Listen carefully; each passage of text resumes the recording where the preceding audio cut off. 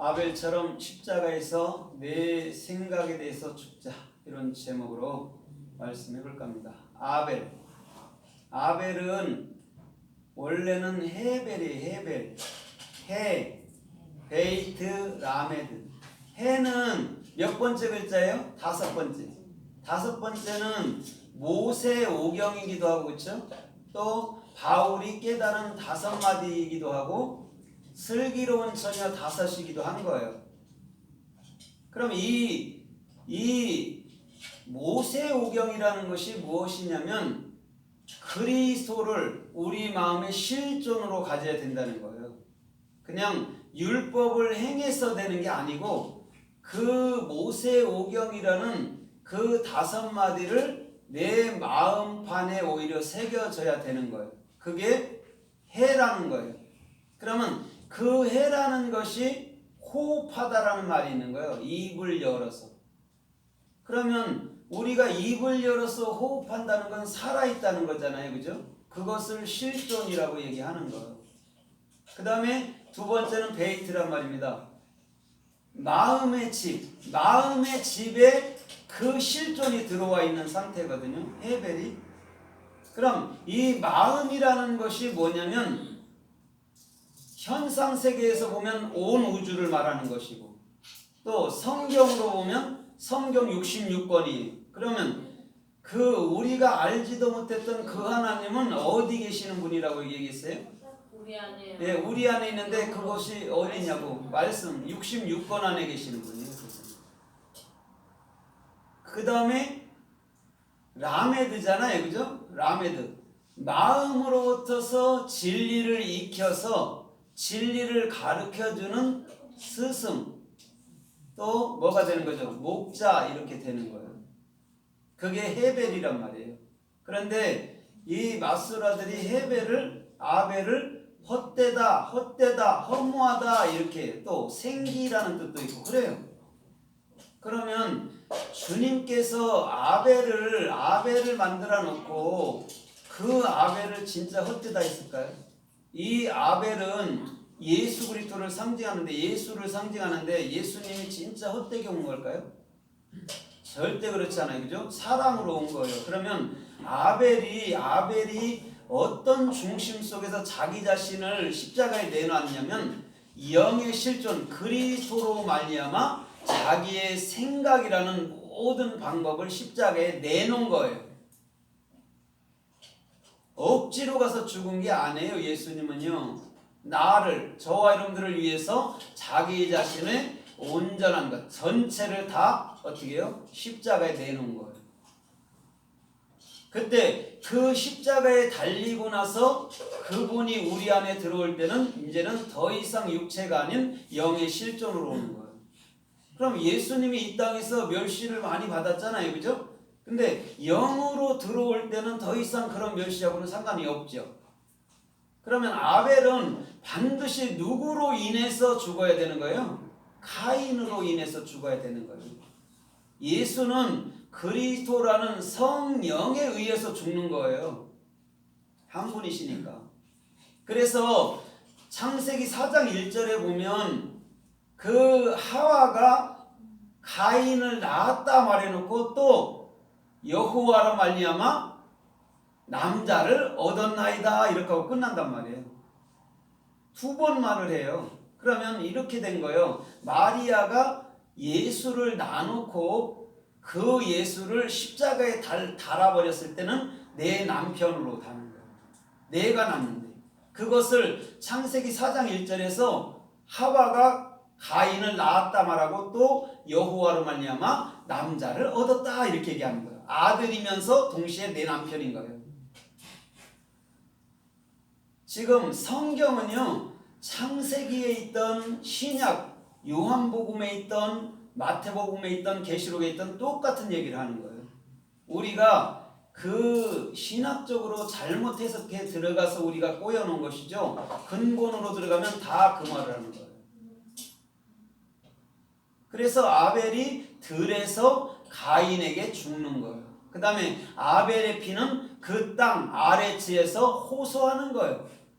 아레츠가 마음 땅이잖아요. 그렇죠? 우리 마음 땅이잖아요. 거기에 누가 들어와요? 예수의 피, 성령이 들어오지요. 그럼 우리는 누구의 말을 할 수 있어요? 예수와의 말을 할 수 있는 거예요. 그게 아벨의 피가 땅에서 호소한다 이런 말이에요. 피는 생명이란 말이에요. 그럼 예수의 생명은 그리스도밖에 없고 그 생명은 저와 여러분들의 마음 땅에 있는 거예요. 그러면 지금 이 아벨이라는 것은 실존으로 마음에서 익히는 건데 내 마음에 성령이 들어오면 반드시 무엇을 해? 성령이 내 생각과 방법이나 이런 모든 나의 길들을요 완벽히 제거해버려요. 그것이 아벨이 십자가에 돌아가시는 거란 말이에요. 그러면 지금 우리는 십자가도 몰랐는데 이미 우리 마음속에 십자가를 세워서 내 생각을 거기다 달아버리는 거예요. 더 이상 내 생각대로 살지 못하도록 만드는 것이 그리스도인이란 말이에요. 주님은요 그걸 원하고 계신 거예요. 어떤 행위를 우리가 하면 얼마나 하겠어요. 오늘 하다가 내일도 못할 수도 있는데, 그런데 주님은 나의 생각을요 십자가에 달아버리는 것을 가장 기뻐해요. 그래서 우리는요 근본 육적으로 났을 때 벌써 육의 생각으로 우리는 살 수밖에 없는 존재로 만들어졌단 말입니다. 그런데 육신의 생각은 사망이고 영의 생각은 평안과 안전이라고 로마서 8장 1절로 6절에 말하는 거예요. 그래서 인간의 생각을 십자가에 못 박으라고 분명히 말하는 거예요. 그걸 아벨이라고 얘기한단 말입니다. 그런데 전도서 1장 1절에도 보면 뭐라고 얘기해요? 전도서 1장 1절에도 헛되니 모든 것이 해 아래 있는 모든 것이 헛되다 이렇게 해석해놨어요. 그게 하벨이라니까요. 예수와의 여러분들 삶이 예수와의 성경 66권이 헛된 게 어디 있습니까? 인간이 헛되게 그 말씀을 붙들고 내가 살아볼게 하니까 헛된 거죠. 그 말씀은 내 마음판에 생명으로 새겨지면 더 이상 헛되지 않은 것인 줄 믿습니다. 아멘. 그것을 실존으로 익혀야 되는 거예요. 그럼 성경을 보면 영으로서 그 뜻을 내 마음으로 익히지 않으면요 행위밖에는 우리가 할 수 있는 게 없어요. 그러면 여러분 참된 형제가 누구예요? 예수. 그럼 참된 이웃이 누구예요? 예수요. 그럼 예수는 뭐예요 지금? 성경 66권이요. 여러분들의 이웃은 예수고 여러분들의 이웃은 성경 66권이란 말입니다. 근데 우리는 이웃하면 옆에 있는 사람들 자꾸 찾는 거예요. 성경이 나의 이웃이라니까요. 나의 형제고 나의 자매예요. 그래서 예수님께서 히브리서 7장에 족보도 그렇죠? 애미도 없고 애부도 없고 족보도 없고 그렇죠? 태어난 날도 없다고 말한 그분이 친히 나의 어머니도 되어주시고 누님도 되어주시고 아버지도 되어주시고 또한 아들도 되어주시는 거예요. 그 얘기를 하는 거예요. 족보가 없고 이런 얘기를 하는 게 아니에요. 주님만이 나의 어머니고 주님만이 나의 친구고 주님만이 나의 형제고 주님만이 나의 참된 스승이라는 얘기를 하는 거예요. 세상의 친구는요 내가 대우해 주니까 친구가 되는 것이죠 예수님처럼 내가 대우 안 해줄 때도 나의 친구가 되지는 않아요. 세상은요. 그런데 예수님은 내가 어렵든 슬프든 내가 기가 막힌 상황 속에 있을지라도 그곳에 계시는 분이에요. 그분을 친구라 말하고 그분을 형제라 말하고 그분을 자매라 말하고 그분을 어머니라 말하고 그분을 아버지라고 말하는 거예요. 그래서 부모로 떠난다고 얘기했잖아요. 그렇죠? 아담과 하와가 부모로 떠나는 거예요.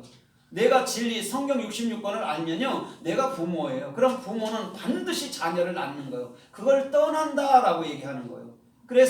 그래서 창세기 3장 24절에서 에덴 동산에서 아담 그 남자를 내쫓으시니라 그러는 거예요. 우리는 반드시 진리가 되면 진리를 입 밖으로 내보내야 되는 것인 줄 믿습니다. 그래서 사람 얼굴은요 폐예요. 폐, 입 말을 하는 것이란 말이에요. 그걸 얼굴이라고 얼꼴이라고 얘기한단 말이에요. 그럼 벙어리들은 말을 할 수 없잖아요. 그러나 말을 할 수 있는 자들은 반드시 그 생명의 말을 하게 된다는 거예요. 오늘 그래서 누가복음 1장에 스가랴가 요한을 낳기까지 벙어리가 되는 줄 믿습니다. 요한을 낳을 때 쉽게 말하면 생명의 복음이 내 안에 깨달아졌을 때 그때 입을 열어서 말할 수 있다는 거예요. 그래서 서판을 갖고 와서 뭐라고 썼어요? 이름을 뭐라고 할까요? 그랬더니 사가랴로 할까요? 그랬더니 뭐라고 그래요? 요한이라고 하라고 그랬어요. 서판이 썼단 말이에요. 서판은 저와 여러분들의 마음판이에요. 성령은 그곳에 계신 줄 믿습니다. 그러면 사가랴는 누굴 낳기를 원했던 거예요? 예, 성령 참말. 그래서요 그 낳기까지 벙어리가 되게 만들어버린 거예요. 진리를 모르면요 벙어리인 거예요. 오늘 진리를 안다면 반드시 예수 그리스도를 증거하는 자가 되어야 될 줄 믿습니다.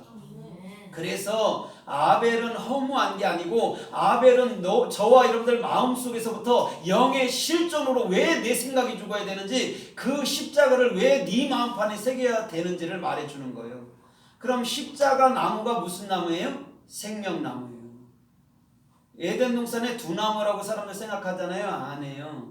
그 십자가 나무는 왜 십자가 나무예요? 죽어요. 나무를 십자가에 우리를 달라면요 산에 가서 나무를 잘라버려야 돼요. 그럼 그 나무가 죽었잖아요. 그런데 그 동산, 여러분들 동산에 다시 심는단 말이에요. 십자가를. 그래놓고 거기다가 여러분들 자신을 다룰 때 거기서 생명나무가 탄생되고 생명나무 과일이 열리는 거란 말이에요. 그러면 에덴 동산에 있는 것을 언제 주님이 먹지 말라고 그랬나요? 먹고 다 먹